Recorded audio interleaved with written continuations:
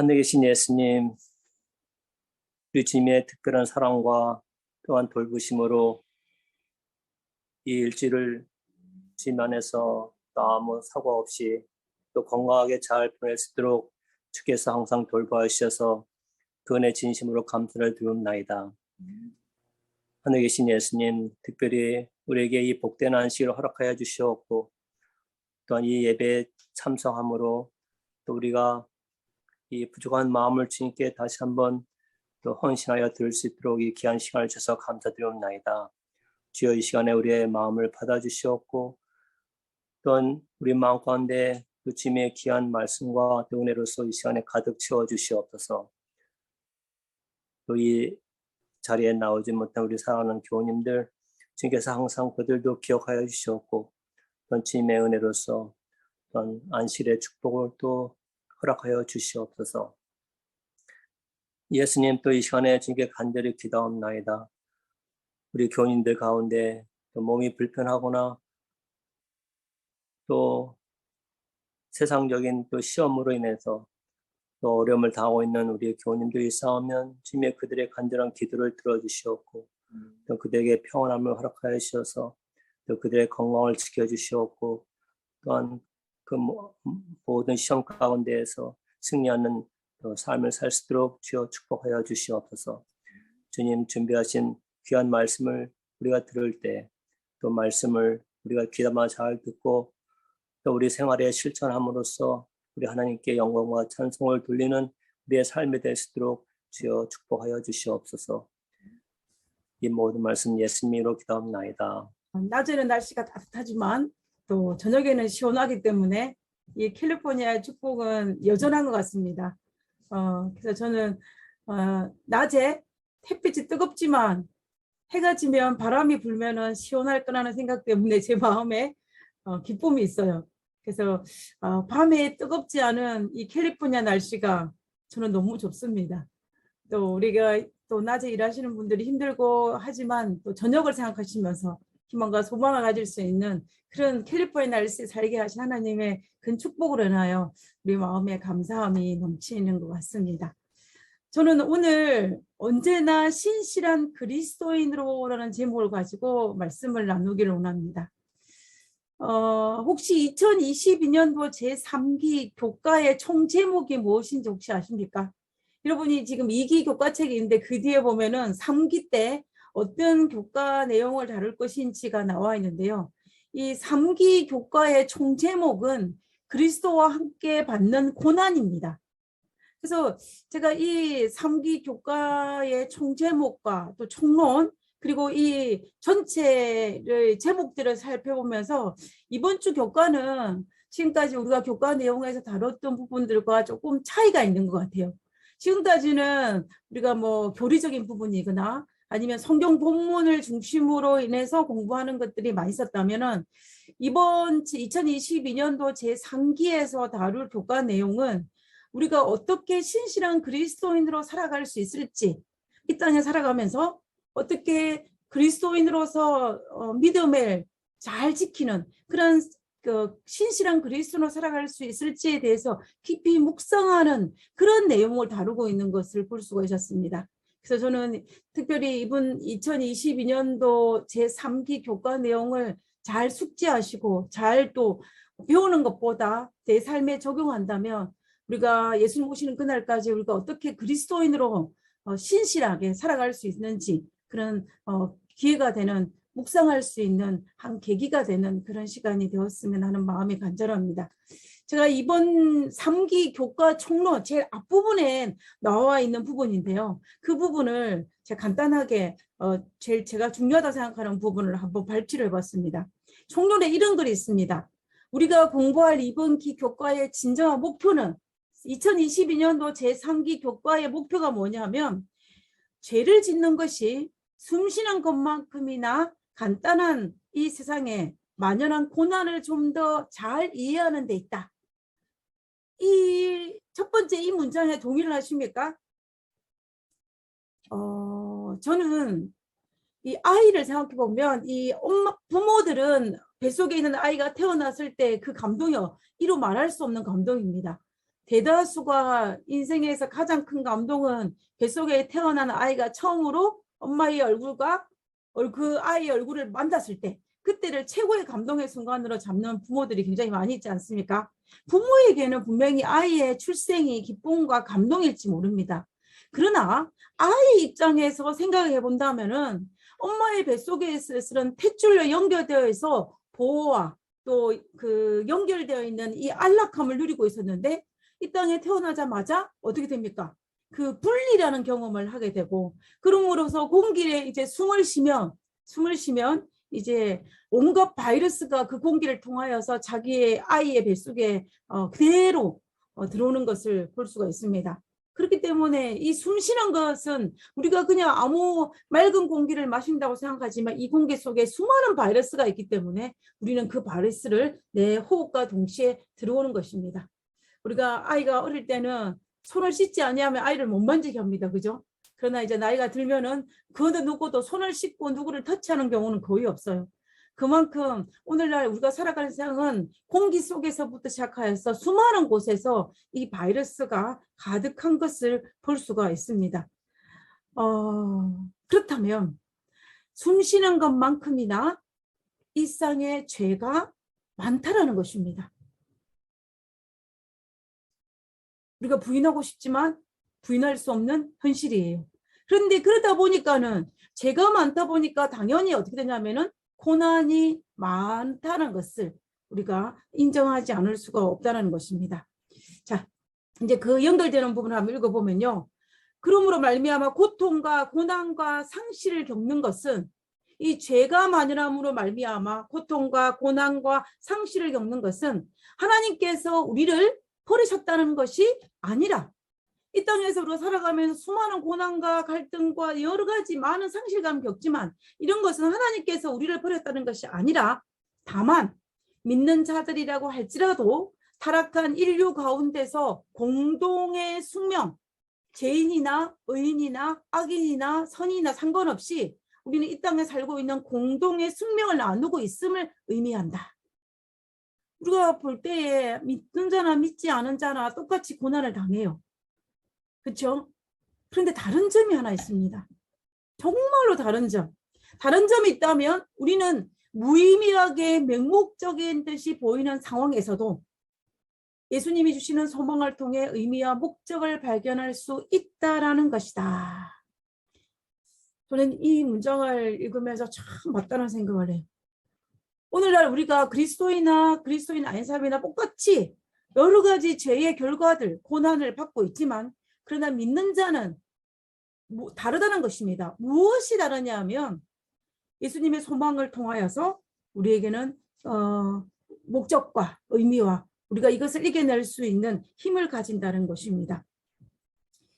우리가 하나님께서 우리에게 주시는, 예수님께서 우리에게 주시는 소망을 통하여서 이 죄악에 함몰되지 아니하고 이 비바람이 막 몰아치는, 폭풍이 막 몰아치는 이 바닷가에 정말 있지만은 그 푸르름을 잃지 아니하는 이 소나무처럼 우리가 당당한 그리스도인으로 살아갈 수 있는 것이 우리에게 숙제라는 것입니다. 우리는 비바람도 몰아치고 태풍도 불고 어둠도 몰고 그다음에 한겨울과 추위와 더위를 다 겪어야 되지만, 그럼에도 불구하고 이 푸르름을 잃지 않은 이 소나무처럼 우리는 당당한 그리스도인으로 살아야 될 의무가, 특권이 우리에게 있다는 것입니다. 무엇을 통하여서? 예수 그리스도의 소망을 통하여서. 소망을 통하여 있다는 것이 바로 이 부분이라는 것입니다. 그러면 자, 소망을 통하여서 우리가 당당한 그리스도인으로 살 수가 있는데, 그러면 우리가 어떻게 신실한 그리스도인의 삶을, 이 소망을 나의 소망으로 맞이할 수 있을 것인지를 한번 이 시간에 생각해 보기를 원하는 것입니다. 어떻게 하면 비바람이 치는 이 차가운 겨울바다에 이 푸르름을 잃지 않은 이 소나무 같은 삶을 살 수 있을지, 정말 신실한 그리스도인, 어떤 환경이 온다 할지라도 신실한 그리스도인, 그리고 성실한 그리스도인을 살 수 있을 것인지를 오늘 우리가 이 시간에 한번 살펴보기를 원하는 것입니다. 저는 개인적으로 한 소망이 있다면 십자가상에서 구원받는 강도의 삶을 살고 싶지는 않아요. 차라리 그 삶보다는 비록 다윗처럼 고난과 어려움과 역경이 많지만 그 역경을 믿음으로 잘 승화시키는 그런 단련된 그리스도의 삶을 살기를 소망합니다. 여러분은 어떠십니까? 십자가상의 강도처럼 마지막 때에 하나님께서 허락하신 그 구원을 쟁취하기를 원하십니까? 아니면 이 땅의 삶이 비록 힘들고 어렵지만은 그 수많은 고난을 잘 승화시켜서 정말 다윗과 같은 그런 아름다운 성품의 당당한 그리스도의 삶을 살기를 원하십니까? 저는 다윗 같은 삶을 살기를 원하는데요. 그래서 오늘은 시편 27편을 통하여서 다윗이 고난을 겪고 있지만, 그리고 그 고난이 자신의 삶에 제외되지는 않았지만 그것이 자기 인생의 상처로 남는 것이 아니라, 또 자신의 삶을 좀먹는, 자기 영혼을 좀먹는 것이 아니라 삐뚤어진 삶으로 연결되어지는 것이 아니라 어떤 하나님의 믿음과 약속을 통하여서 정말 아름다운 성품으로 승화시키는 이 다윗의 모습을 시편 27편을 통하여서 우리가 살펴보기로 하는 것입니다. 사람은, 인류의 사람들은 크게 두 가지 종류가 있습니다. 모든 사람들은 다 고난과 역경과 어려움을 겪습니다. 그러나 어떤 사람들은 그 고난과 역경을 통하여서 삐뚤어진 삶을 사는 사람도 있고, 그러나 어떤 사람들은 그것을 통하여서 변화되고 또 아름다운 성품을 소유하는 사람이 있다라는 것입니다. 지금 시편 27편은 다윗이 그런 수많은 고난 속에서 그의 성품이 어떻게 믿음으로 승화시켜서 아름다운 성품을 가진 신실한 그리스도의 모습을 가졌는지를 우리가 시편 27편을 통하여서 알 수가 있는 것입니다. 시편 27편은 이 시편 27편의 배경을 살펴보면은, 이 배경은 다윗이 자신의 생명을 보존하기 위해서 사울의 낯을 피하여 도망하기 위하여 굴과 광야로 도망했을 때에, 숨어 있을 때에 지은 시가 바로 시편 27편이다라고 이야기합니다. 그리고 어떤 사람들은 시편 27편의 배경을 언제 또 이야기하냐면, 어떤 그 다윗이 왕위에 올랐을 때 그 다윗의 아들이었던 압살롬이 반역을 일으켜서 이제 다윗이 도망가는 사건이 있지 않습니까? 그때에 도망갈 그때에 지은 시가 바로 시편 27편이다라고 이야기하는 사람도 있습니다. 그래서 시편 27편은 다윗이 왕위에 오르기 전에 도망자일 때 지은 시인지, 아니면은 왕이 되고 난 다음에 자신의 아들인 압살롬에 의해서 도망갔을 때의 시기인지를 우리가 정확하게 알 수는 없지만, 그러나 공통적인 것은 하나 있습니다. 그것은 뭐냐면 다윗이 지금 위기에 처했다라는 것입니다. 다윗이 지금 도망자의 입장에 서 있다는 것이고, 다윗이 자신의 생명의 위협을 받고 있다는 것이 공통된 특징입니다. 그래서 다윗이 이러한 경우에, 다윗이 위기와 고난과 역경의 가운데 있을 때에 그 지은 시가, 그때에 자신의 신앙을 드러낸 시가 바로 시편 27편이라는 것입니다. 여러분, 우리가 고난을 당할 때에 그 고난도 그냥 고난이 아니고 자기의 생명의 위협을 느끼는 고난이고, 자신의 장인어른이 그리고 자신의 아들이 로 인하여서 도망자의 입장에 섰던 이 다윗이 그가 어떤 신앙을 나타내고 있는지를 우리가 시편 27편을 묵상해 보는 시간을 가졌으면 좋겠습니다. 이 드라마 바이블이라는 이 시편의 낭송을 한번 이 시간에 같이 한번 들도록 하겠습니다. 제27편 다윗의 시. 여호와는 나의 빛이요 나의 구원이시니 내가 누구를 두려워하리요. 여호와는 내 생명의 능력이시니 내가 누구를 무서워하리요. 악인들이 내 살을 먹으려고 내게로 왔으나 나의 대적들, 나의 원수들인 그들은 실족하여 넘어졌도다. 군대가 나를 대적하여 진칠지라도 내 마음이 두렵지 아니하며 전쟁이 일어나 나를 치려 할지라도 나는 여전히 태연하리로다. 내가 여호와께 바라는 한 가지, 그것을 구하리니 곧 내가 내 평생에 여호와의 집에 살면서 여호와의 아름다움을 바라보며 그의 성전에서 사모하는 그것이다. 여호와께서 환난 날에 나를 그의 초막 속에 비밀히 지키시고 그의 장막 은밀한 곳에 나를 숨기시며 높은 바위 위에 두시리로다. 이제 내 머리가 나를 둘러싼 내 원수 위에 들리리니 내가 그의 장막에서 즐거운 제사를 드리겠고 노래하며 여호와를 찬송하리로다. 여호와여, 내가 소리내어 부르짖을 때 들으시고 또한 나를 긍휼히 여기사 응답하소서. 너희는 내 얼굴을 찾으라 하실 때 내가 마음으로 주께 말하되 여호와여, 내가 주의 얼굴을 찾으리이다 하였나이다. 주의 얼굴을 내게서 숨기지 마시고 주의 종을 놓아여 버리지 마소서. 주는 나의 도움이 되셨나이다. 나의 구원의 하나님이시여, 나를 버리지 마시고 떠나지 마소서. 내 부모는 나를 버렸으나 여호와는 나를 영접하시리이다. 여호와여, 주의 도를 내게 가르치시고 내 원수를 생각하셔서 평탄한 길로 나를 인도하소서. 내 생명을 내 대적에게 맡기지 마소서. 위증자와 악을 토하는 자가 일어나 나를 치려함이니이다. 내가 산자들의 땅에서 여호와의 선하심을 보게 될 줄 확실히 믿었도다. 너는 여호와를 기다릴지어다. 강하고 담대하며 여호와를 기다릴지어다. 참으로 아름다운 시편 27편의 말씀입니다. 그죠? 다윗은 시편 27편을 적으면서 곳곳에 자기가 지금 처해 있는 상황이 어떤 상황인지를 묘사하고 있습니다. 2절에 보면은 악인들이 내 살을 먹으려고 내게로 왔으나 라고 했습니다. 무슨 말이에요? 악인들이 나를 죽이기 위해서 내게로 왔다라고 표현하고 있습니다. 생명의 위협을 느끼고 있는 것입니다. 그리고 3절에 보면 군대가 나를 대적하여 친다고 이야기했습니다. 그 다음에 전쟁이 일어나 나를 치려한다고 이야기했습니다. 그럼 지금 상황이 군대가 나를 대적하고 전쟁이 일어나 나를 치려한다는 그런 상황, 그게 비슷한 상황이 나에게 일어났다라고 지금 다윗은 자신의 형편을 이야기하고 있는 것입니다. 그 다음에 다윗은 5절에 보면은 여호와께서 환난 날에, 지금 자신이 처해 있는 상황이 어떤 날이라고 이야기하냐면 환난 날이라고 이야기하고 있는 거예요. 그래서 결과적으로 다윗이 지금 처해 있는 이 상황이 아주 편안하고 안락하고 아무런 문제가 없는 날이라고 이야기하는 것이 아니라 정말로 환난 날과 같은 내 생명의 위협을 받고 있는 상황이 지금 내가 처해 있는 상황임을 부인하지 않습니다. 사람이 이 정도가 되면은요, 정서적으로 큰 위협을 느끼고 상처를 입게 되어서 신앙이 흔들리게 됩니다.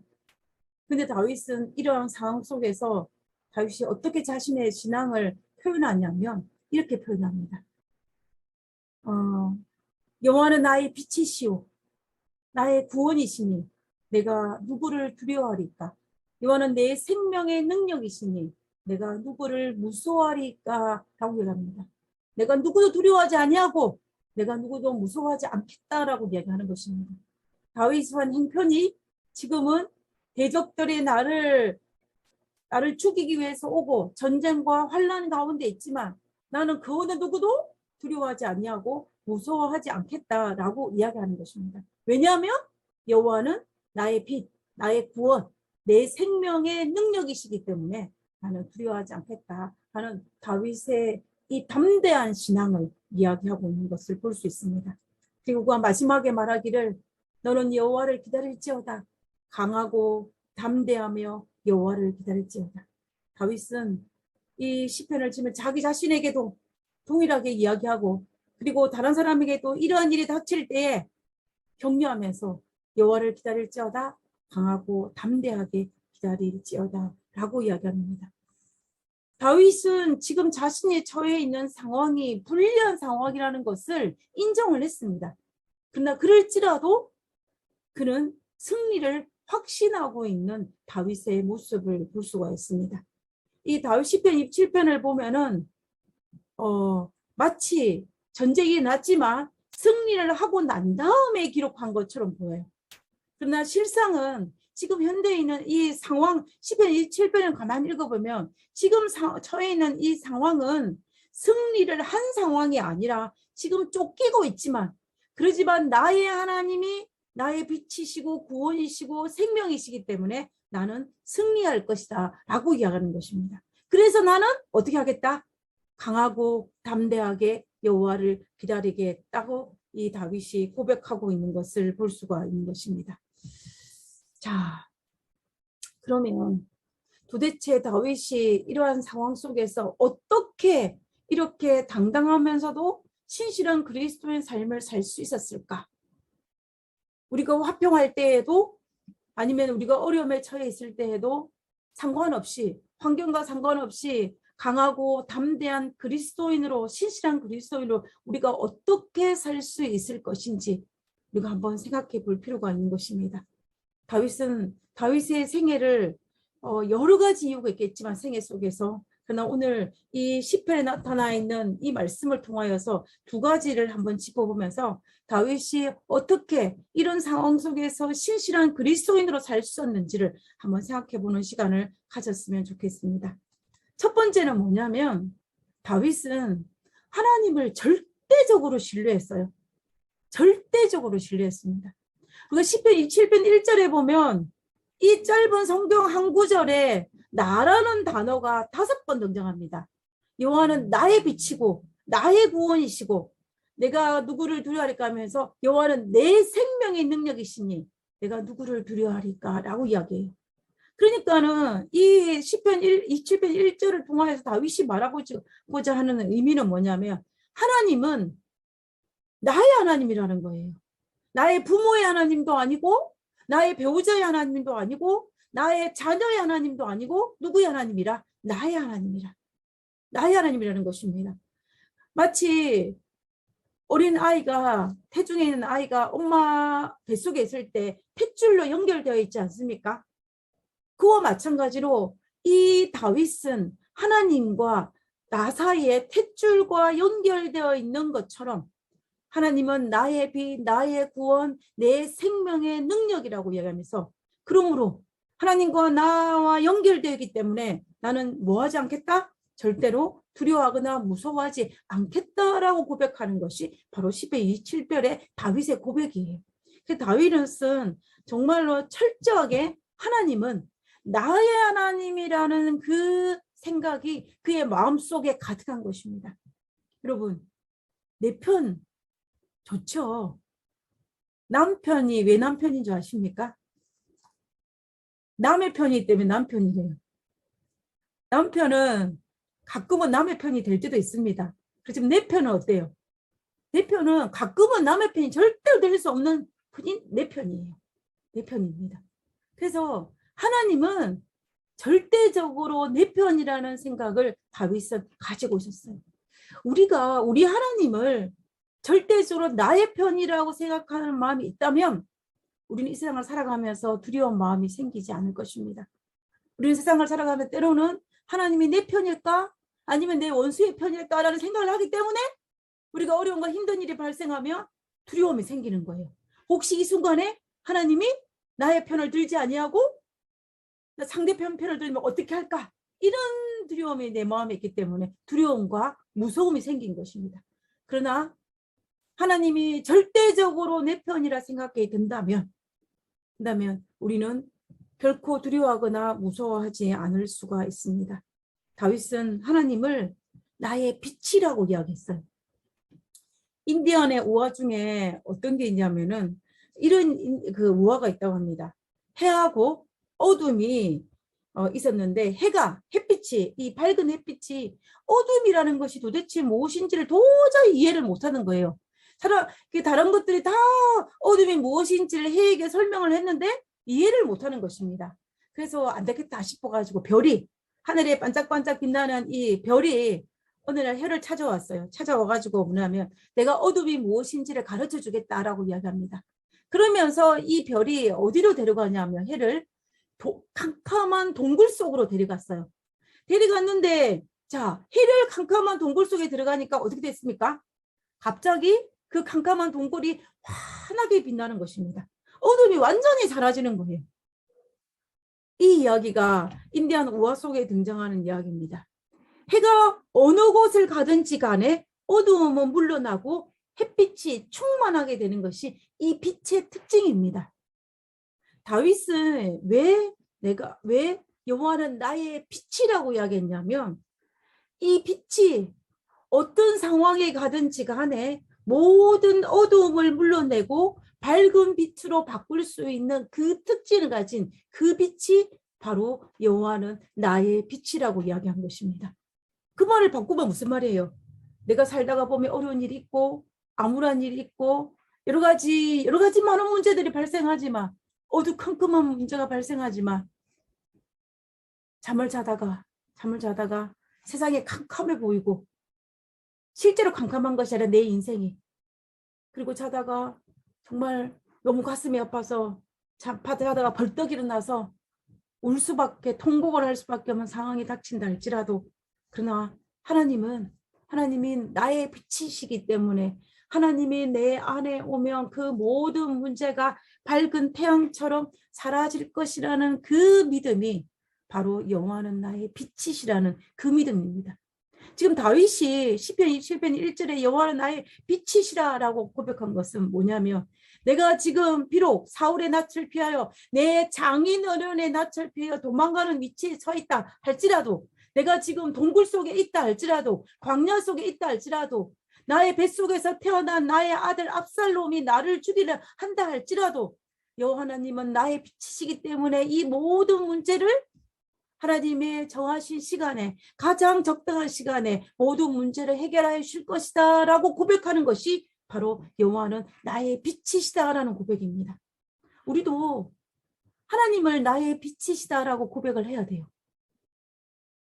이 고백이 그냥 단순한 고백이 아닙니다. 모든 문제를 해결해 줄 수 있는 것을 믿는 믿음을 드러내는 고백이에요. 여러분의 하나님은 빛이십니다. 다윗은 이 사실을 알았기 때문에 아무리 지금 내 상황이 정말로 어둠이 가득한 상황에 처해 있다 할지라도, 그 세상이 주는 두려움과 그리고 사탄이 주는 두려움과 이 환경 두려움이 있다 할지라도, 하나님께서 나와 함께 하시면 나는 이 모든 문제가 해결될 수 있을 것이라는 그런 강한 믿음이 다윗에게 있었던 것입니다. 그래서 여호와는 나의 빛이시라라고 고백한 것입니다. 그래서 시편 27편 3절에 뭐라고 이야기하냐면, 군대가 나를 대적하여 진칠지라도 내가 두렵지 아니하며 전쟁이 일어나 나를 치려 할지라도 나는 여전히 뭐하리로다? 태어나리로다. 지금 대적이 나를 죽이기 위해서 할지라도, 전쟁이 일어날다 할지라도 나는 두려워하지 아니하고 태어나겠다. 왜냐하면 나의 빛이신 여호와께서 오시면 이 모든 문제가 해결될 것이기 때문에 다윗은 나는 이러한 환경 속에서 내가 태어나리로다 라고 이야기하는 것입니다. 저는 그래서 시편 27편에 있는 이 시가 모든 문제가 해결되고 난 다음에 지은 시가 아니라, 지금 이 문제가 한참 벌어지고 있을 그때에, 도망하고 있을 그때에 지은 시라고 저는 생각합니다. 만약에 다윗이 모든 문제가 해결되고 난 다음에, 다윗이 사울의 낯을 피하여 도망갔던 일이 끝나고 왕위에 오르고 난 다음에 이 시를 지었거나, 아니면 압살롬에 피해서 갔던 그 일이 모든 문제가 해결되고 다시 궁궐로 돌아왔을 때 이 시편 20편을 지었다면, 이렇게 아름다운 문구가 절대로 나올 수 없습니다. 그러나 다윗은 이 모든 문제가 해결되지 않은 상황이 있다 할지라도, 그러나 하나님에 대한 절대적인 신뢰가 있었기 때문에, 나는 그것을 믿기 때문에 나는 두려워하지 아니하고 나는 여전히 태어나리라 라고 이야기하고 있는 것입니다. 우리가 다윗의 이 아름다운 신앙, 다윗은 어떻게 이 아름다운 신앙을 소유할 수가 있었을까요? 정말 아름다운 신앙이라고 할 수 있어요. 어떻게 다윗이 이렇게 철저하게 하나님을 신뢰할 수 있었을까요? 저는 다윗의 생애를 가만히 묵상해 보면, 다윗이 사울의 낯을 피해 도망갔을 때 그 초기에는 다윗도 하나님을 절대적으로 신뢰하지 못하는 모습이 등장을 합니다. 우리가 다윗의 실수함에 딱 떠오르는 것이 무엇입니까? 다윗의 실수로 딱 떠오르는 것은 밧세바 사건이에요. 그죠? 밧세바 사건을 딱 떠올립니다. 그리고 노년에 인구조사한 거, 그걸 딱 떠올려요. 근데 우리가 이 다윗의 생애를 가만히 묵상할 때에 다윗의 생애에서 정말로 감사합니다. 다윗이 이 밧세바 사건을 기억할 때 실수를 생각하지만 이 밧세바 사건을 할 때 우리는 어떻게 이 밧세바 사건을 기억합니까? 하나님께서는 비록 의로운 왕이라 할지라도 사탄의 유혹에서는 면제되지 않았구나 라고 생각합니다. 그죠? 그 두 번째는 뭐냐면 다윗이 비록 십계명 4개를 범한 죄를 지었다 할지라도 다윗은 정말로 회개가 어떤 것인지를 우리에게 보여주었고, 그리고 그뿐만 아니라 그런 다윗을 하나님께서 용서한 그 하나님을 바라보면 우리는 찬양을 합니다. 자, 다윗의 이런 생애를 살펴볼 때에 다윗이 밧세바 사건에서만 실수를 한 것이 아니에요. 저는 밧세바 사건에서 실수에 포커스를 맞추기보다는 다윗이 그러한 죄를 지었음에도 불구하고 넘어지지 아니하고 다시 일어날 수 있는, 그 실수를 듣고 일어날 수 있는 그러한 것은 하루아침에 이루어진 것이 아니라 다윗이 승승장구한 걸 통하여서 결과진 것이 아니라 다윗이 많은 실패와 실수를 통하여서, 고난을 통하여서 그 상처가 승화되어서 영적으로 승화되었기 때문에 밧세바의 사건과 같은 엄청난 사건이 발생하였을지라도 그가 하나님 앞에 회개를 드리고 용서받을 수 있는 그러한 어떤 위기를 극복할 수 있는 그러한 다윗의 모습으로 갈 수 있었다라고 저는 생각을 하는 것입니다. 그래서 우리가 오늘 이 시간에는 다윗이 사울의 낯을 피하여 도망할 초창기 시절에 그가 어떤 실수를 하였고, 그로 말미암아 그의 삶이 그 사건 이후에 그가 어떻게 변화되었는지를 우리가 이 시간에 한번 살펴보면서 다윗이 어떻게 전적으로 하나님을 의지할 수밖에 없었는지를 우리가 이 시간 한번 살펴보기를 원합니다. 자, 다윗이 사울 초창기에 한 실수입니다. 다윗이 사울의 낯을 피하여 도망갔을 때 처음으로 도망간 곳은 뭐냐면 제사장 아히멜렉이 살고 있는 놉당이었어요. 제사장 아히멜렉이 살고 있는 놉당에 도망을 갔습니다. 놉당에 도착한 다윗의 첫 번째 신체적인 반응은 어떤 것이었겠습니까? 배고픔이었을 것입니다. 급하게 도망갔기 때문에 그는 배도 고팠고 자기와 항상 같이 다녔던 수행원도 없었어요. 자기 부하가 없었다는 것입니다. 그리고 급하게 도망나오다 보니까는 다윗은 무엇도 없었냐면 칼도 가지지 않았습니다. 그 상태에서 다윗은 어디로 찾아가냐면 그 당시 대제사장이었던 아히멜렉을 찾아갑니다. 아히멜렉을 찾아가서 이 아히멜렉에게 거짓말을 하는 이 다윗의 모습을 볼 수가 있어요. 자, 첫 번째 거짓말입니다. 이 제사장 아히멜렉이 다윗의 안부를 묻습니다. 사무엘상 21장 1절과 2절에 보면 다윗이 노베 가서 제사장 아히멜렉에 이르되, 아히멜렉이 떨며 다윗을 영접하여 그에게 이르되 어찌하여 내가 홀로 있고 함께하는 자가 아무도 없느냐. 다윗은 대장이었기 때문에 항상 그 부하가 따라다녔어요. 그죠? 그런데 지금 그것을 의아하게 생각한 제사장 아히멜렉이 네가 어찌하여 홀로 여기서 왔느냐라고 묻는 것입니다. 그 다윗이 뭐라고 이야기하냐면 2절에 다윗이 제사장 아히멜렉에 이르되 왕이 내게 이를 명하고 이르시기를, 이 왕이 누굽니까? 사울 왕이 내게 이를 명하고 이르시기를, 왕이 명령했다는 것입니다. 사울 왕이 사울의 낯을 피하여 도망왔는데 다윗이 뭐라고 하냐면 사울 왕이 내게 한 명령을 내렸는데 내가 너를 보내는 바와 내게 명하는 바 이를 아무 것이라도 사람에게 알게 하지 말라. 왕이 극비밀을 다윗에게만 내렸다라고 이야기하는 것입니다. 그렇게 하였던 기로 내가 나의 소년들, 무슨 말이에요? 수행원, 부하들을 여차한 곳에 약정하였나이다. 내가 조금 지나면 어떠한 곳에 내 부하들과 만날 곳을 내가 가르쳐 주고, 그러고 난 다음에 헤어져서 지금은 나 혼자 왔어. 내가 지금 여기를 떠나서 어디로 가겠다는 것입니까? 내 부하들과 약속한 그 장소로 갈 것이다 라고 이야기하는 거예요. 자, 이 말이 거짓입니까? 참말입니까? 거짓이죠. 거짓말입니다. 다윗은 지금 거짓말을 하고 있는 것을 볼 수 있어요. 자, 그 다음에 두 번째 거짓말입니다. 두 번째 거짓말은 사무엘상 24절과 5절에 보면 제사장이 다윗에게 대답하여 가로되 먹을 것을 달라고 이제 요청을 했을 때 제사장이 말합니다.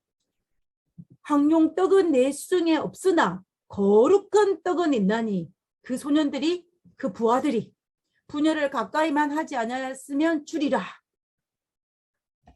그래서 다윗이 말합니다. 다윗이 제사장에게 대답하여 가로되 우리가 아니에요. 다윗 홀로입니다. 그런데 마치 자기 부하가 있는 것처럼 이야기하면서 우리가 참으로 3일 동안이나 분열을 가까이 하지 아니하였나이다. 나의 떠날 길이 보통 여행이라도 소년들이 그릇이 성결하겠거늘 하물며 오늘날 그들의 그릇이 성결치 아니하겠나이까 하매라고 얘기합니다. 그래서 이것도 거짓말이에요. 다음에 세 번째 거짓말을 보겠습니다. 세 번째 이 다윗이 또 거짓말을 하는데 뭐냐면 그래서 이제 그렇게 하니까 그것을 믿고 아히멜렉에게 돈을 줬어요. 먹을 것을 줬습니다. 그러자 이제 다윗이 세 번째 거짓말 하는데 21장 8절입니다. 다윗이 아히멜렉에게 이르되 여기 당신의 수중에 창이나 칼이 없나이까? 왕의 일이 급함으로 내가 내 칼과 뱅기를 가지지 못하였나이다 라고 얘기합니다. 왕의 일이 급한 것이 아니라 다윗이 급해서 칼과 뱅기를 가져오지 못했어요. 도망갔기 때문에.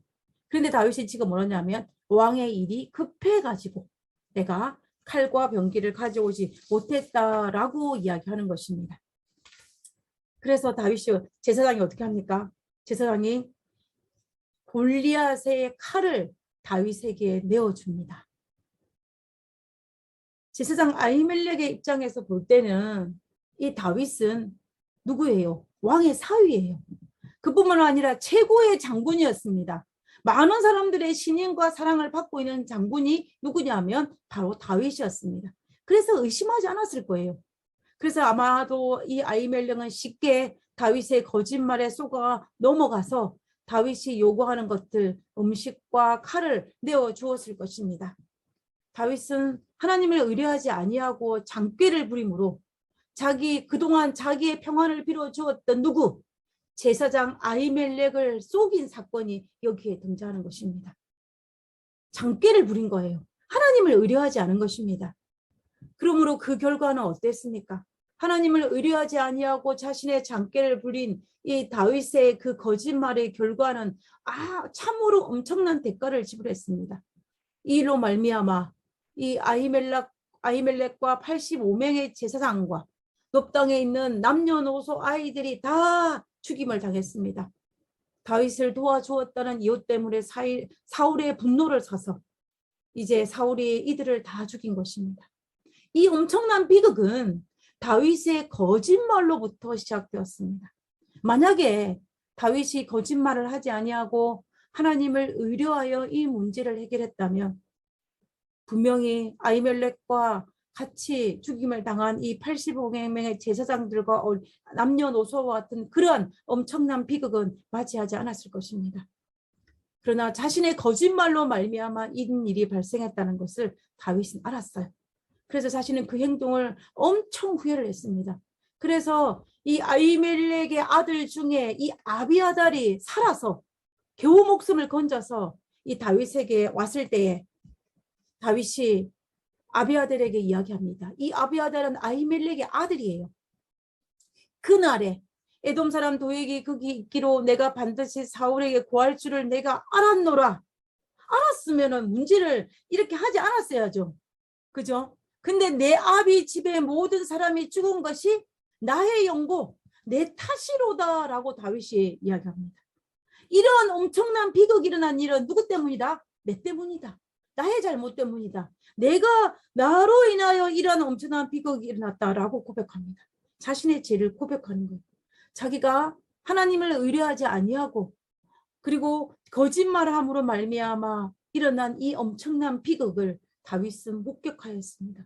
그래서 하나님을 의뢰하는 것이 얼마나 중요한지 자신의 장꾀를 의지하는 것이 얼마나 어리석은지를 다윗은 알고 정말 이 이후에 다윗의 모습을 보면은 다윗은 하나님 앞에 정직히 행하려고 하는 다윗의 모습을 볼 수가 있는 것입니다.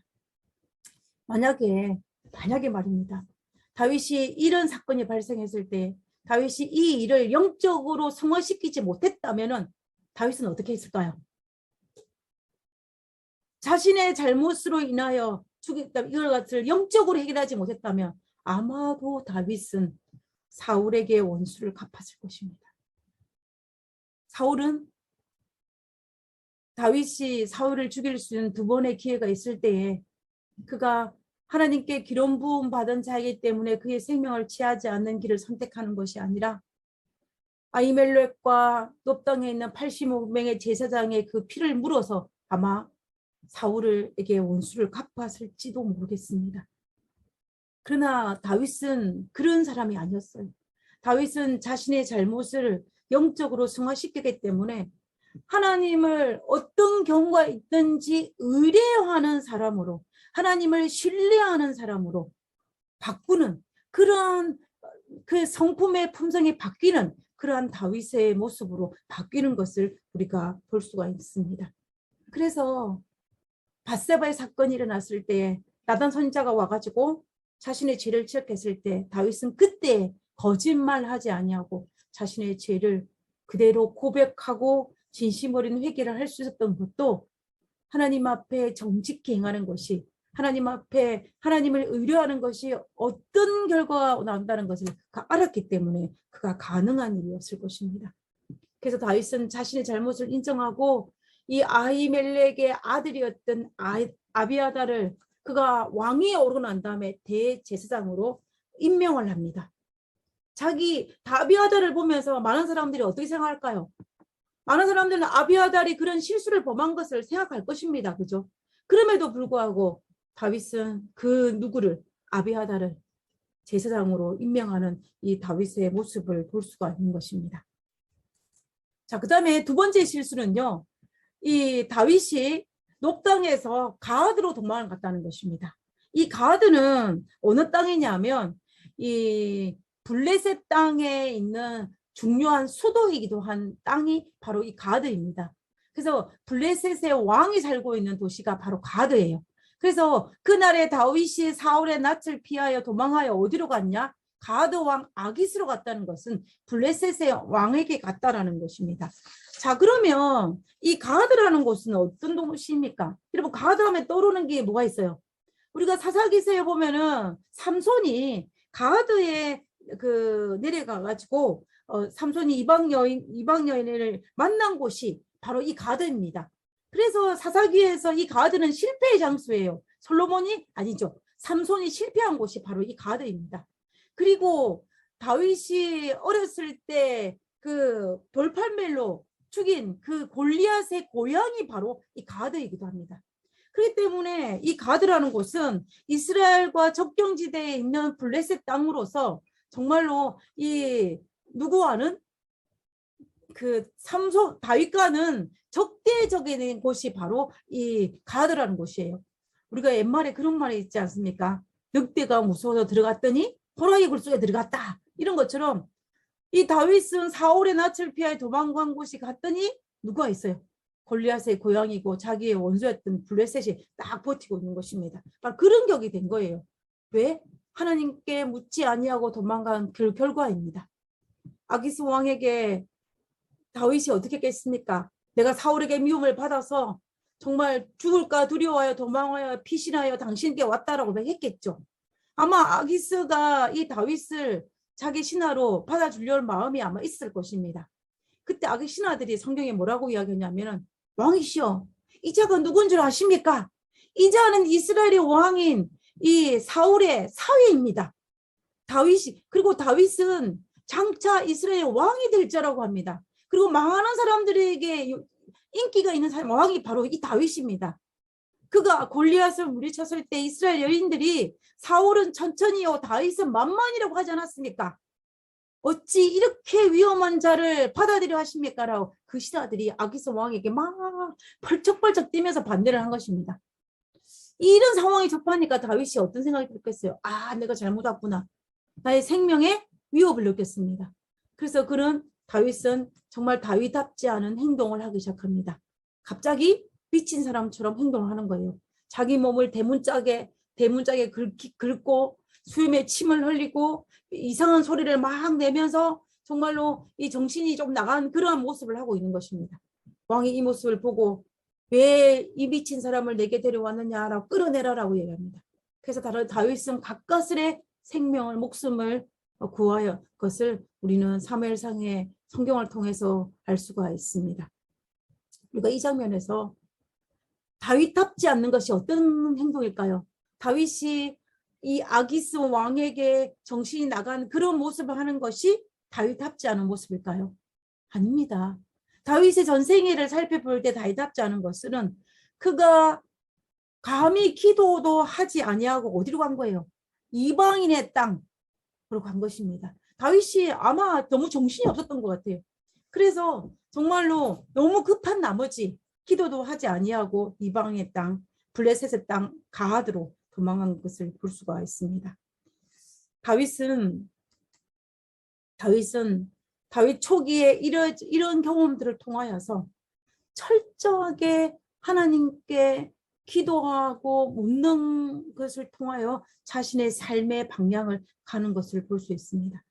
사무엘 기자와 열왕기 기자와 역대 기자는 다윗의 기록을 기록하면서 다윗의 모습이 어디에 포커스를 많이 맞추고 있냐면 이 사건 이후로 다윗은 하나님께 기도합니다. 전쟁에 나갈까요 말까요? 이사를 할까요 말까요? 이렇게 할까요 저렇게 할까요를 이것을 우리가 성경을 읽어보면 반복적으로 등장을 해요. 아마 성경 기자가 의도적으로 이 구절들을 기록하고 있는 것처럼 보일 정도로 반복하여 기록하고 있는 것을 볼 수가 있습니다. 아마도 다윗은 사울의 낯을 피하여 도망할 초기의 그 경험을 통하여서 하나님을 의뢰하는 것이 하나님께 기도하는 것이 얼마나 중요한 것인지를 알았기 때문에 다윗은 그렇게 하였음을 우리가 알 수가 있는 것입니다. 그래서 다윗은 정말로 하나님께 묻는 것을 하나님께 지시를 받는 것을 가장 중요하게 생각했고 그리고 여호와의 율례와 율법을 지키는 것이 자신의 생명을 지키는 것보다 더 중요하게 생각하기 때문에 사울을 죽이지 아니하는 다윗의 모습을 볼 수가 있다는 것입니다. 다윗은 그래서 정말로 하나님을 절대적으로 신뢰하는 다윗의 모습으로 나가는 것을 볼 수가 있습니다. 그리고 그렇기 때문에 비록 그가 잠시 잠깐 밧세바의 사건으로 말미암아 엄청난 죄를 지었지만 그가 하나님 앞에 진심 어린 회개의 제단을 쌓을 수 있었던 이유도 그가 과거에 경험했던 하나님을 신뢰하고 의뢰하는 것이 하나님께 가장 좋은 방법이라는 걸 알았기 때문에 그는 그렇게 할 수 있었다라는 것입니다. 자, 그러면은 다윗의 생애에서 두 번째로 했던 것을 한번 살펴보도록 하겠습니다. 두 번째는 뭐냐면 고난 중에서도 예배를 사모했다는 것입니다. 시편 27편 4절에 보면 내가 여호와께 청하였던 한 가지 일 곧 그것을 구하리니 곧 나로 내 생전에 여호와의 집에 거하며 여호와의 아름다움을 사모하며 그 전에서 사모하게 하실 것이라 라고 이야기합니다. 지금 다윗은 고난 중에 있기 때문에 기도하며 무엇을 기도해야 될 것입니까? 하나님 이 고난을 넘어가게 해달라고 기도해야 될 것입니다. 근데 다윗이 뭐라고 기도해요? 하나님 내가 내 생전에 여호와의 집에 거하며 여호와의 아름다움을 앙망하며 그 전에서 그 성전에서 사모하게 해달라는 것입니다. 결과적으로 오늘날 우리말로 하면 내가 어떤 고난 중에 있더라도 하나님께 예배의 제단을 쌓게 해달라는 기도를 한 것이라고 우리가 볼 수가 있다는 것입니다. 다윗은 누구보다도 예배를 사랑하는 사람이었습니다. 그래서 그가 왕위에 오르난 다음에도 하나님의 법궤가 예루살렘에 들어올 때에도 그는 옷을 정말 덩실덩실 춤을 추었습니다.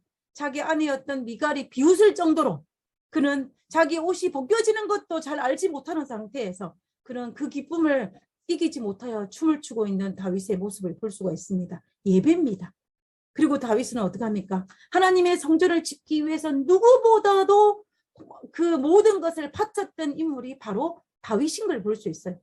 다윗이 하나님께서 피를 너무 많이 흘려서 너는 성전을 짓지 못한다 라고 이야기했지만 다윗은 어떻게 합니까? 그러면 그것을 받아들이고 내가 할 수 있는 최대한 성전을 짓는 예물을 준비하는 다윗의 모습을 볼 수가 있는 것입니다. 다윗은 비록 내 계획과 내가 너무 하고 싶은 성전 짓는 것은 스탑 되었지만은, 그러나 내가 할 수 있는 곳에서 최선을 다하여서 성전 짓는 것에 준비를 하는 다윗의 모습을 통하여서 우리는 두 가지를 배울 수 있습니다. 하나님께서 노할 때 포기할 수 있는 신앙을 가진 것입니다. 포기할 수 있는 것도 신앙입니다. 아무나 포기를 할 수 있는 게 아니에요. 하나님의 뜻임을 알았기 때문에 포기할 수 있는 것이고, 하나님의 뜻이 맞다라고 생각하기 때문에 포기할 수 있는 것입니다. 그리고 자기의 주어진 환경 속에서 뭘 했다는 거? 자기가 할 수 있는 상황 속에서 하나님께 예물을 준비했다는 것. 그것이 바로 다윗의 신앙이라는 것입니다. 우리가 2달러짜리 그 지폐에 보면 이 주인공이 누구냐면 미국의 3대 대통령인 토마스 제퍼슨입니다. 이 토마스 제퍼슨은 미국의 대통령 중에서 아주 신앙 깊은 신앙인으로 우리에게 알려져 있습니다. 그는 일주일에 한 번씩 꼭 예배에 참석하여서 영감을 받고 있는데요. 어느 날 이 제퍼슨이 은혜를 받고 기도하다가 무슨 생각을 들냐면, 예배는 국력이다라는 생각을 하고 있는 것입니다. 예배는 국력이다. 그런 것을 이제 그 생각을 깊이 하고 이제 영감을 받고 난 다음에 그가 한 제도가 뭐냐면 군대에 예배 드릴 수 있는 길을 여는 것입니다. 그것이 군목제도입니다. 군대 안에 군목제도를 최초로 시도한 대통령이 바로 토마스 제퍼슨이라고 합니다. 그 토마스 제퍼슨은 예배가 국력이고, 예배가 우리의 재산이고, 예배가 삶의 활력이라는 것을 인정했기 때문에 그 군인들에게도 군목제도라는 걸 통해서 예배를 드리게 했다는 것을 우리가 알 수가 있다는 것입니다. 우리는요, 우리 스스로를 잘 알아야 됩니다. 우리는 어떤 사람이냐면 강한 사람이 아니에요. 인내심도 없고 끈기도 없고 약한 사람이 우리입니다. 우리가 하나님께 예배를 드리지 않는다면 우리는 결코 우리의 신앙을 유지하기에는 불가능하다는 것을 우리는 인정해야 됩니다.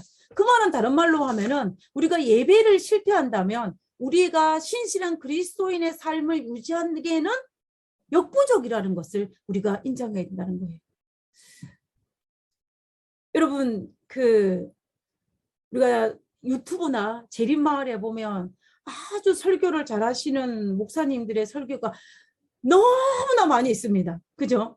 저도 개인적으로 좋아하는 목사님이 있어서 그 목사님이 설교를 업데이트되면 잘 듣고는 하는데, 그런데 아무리 설교를 잘하는 분의 설교를 할지라도 우리가 설거지를 할 때 설교를 듣고, 그리고 어떻게 해요? 밭일을 하다가 설교를 듣고, 운전을 하다가 설교를 듣는 그 명설교보다 안식일 날 하나님의 성전 안에서 정말 이름도 빛도 없는 설교자의 그 어두운 설교일자 할지라도 그 설교를 듣는 것이 하나님의 은혜를 경험하는 그런 놀라운 일들을 경험하는 경우가 있지 않습니까? 아무리 맹설교의 설교보다도 예배 안에 드리는 그 설교가 훨씬 더 은혜롭습니다. 왠 줄 아십니까? 설교가 너무나 퍼펙트해서가 아니에요. 왜냐하면 안식일날 드리는 그것은 설교가 아니라 예배이기 때문입니다. 예배이기 때문에 안식일날 하나님의 성전 안에서 드리는 예배가, 그 설교가 그 예배이기 때문에 우리에게는 그 어떤 명설교가의 설교보다 더 은혜롭고 감동이 있는 것입니다.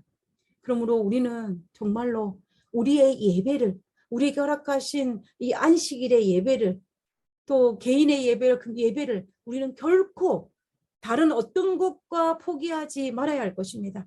오늘날 우리가 살아가는 이 세대는 예배를 가볍게 여기는 경향을 넘어갑니다. 팬데믹이 우리에게 준 가장 큰, 우리에게 준 아픔은 여러 가지가 있지만 그 중에 하나가 뭐냐면 성전에 가서 드리는 예배의 가치가 떨어졌다는 사실이에요. 옛날에는 우리가 예배를 드리기 위해서는 성전에 가야만 예배를 드릴 수 있다고 생각을 했는데, 오늘날은 팬데믹으로 인하여 우리가 2년 넘는 시간 동안 각자 자신의 처소에서 예배를 드림으로 말미암아 우리의 마음속에 나도 모르게 나도 모르게 꼭 성전에 가야만이 예배를 드릴 수 있냐는 그런 의구심이 생긴 것입니다. 그러므로 정말로 오늘날 이 팬데믹이 준 많은 패단들 중에 하나, 우리 신앙인으로서 가장 큰 것 중에 하나는 뭐냐면 우리가 성전 안에 드리는 예배를 가볍게 여긴다는 것입니다. 우리는 결코 그렇게 해서는 안 됩니다. 다윗이 그 수많은 시련이 됐다 할지라도 하나님을 신실히 신뢰하고 하나님의 성전을 사모함으로 말미암아 정말 폭풍아 치는 그 바닷가에 푸르름을 잃지 않는 소나무처럼 신실한 신앙인, 신실한 그리스도인이 될 수 있다는 것을 우리가 잊지 말아야 할 것입니다.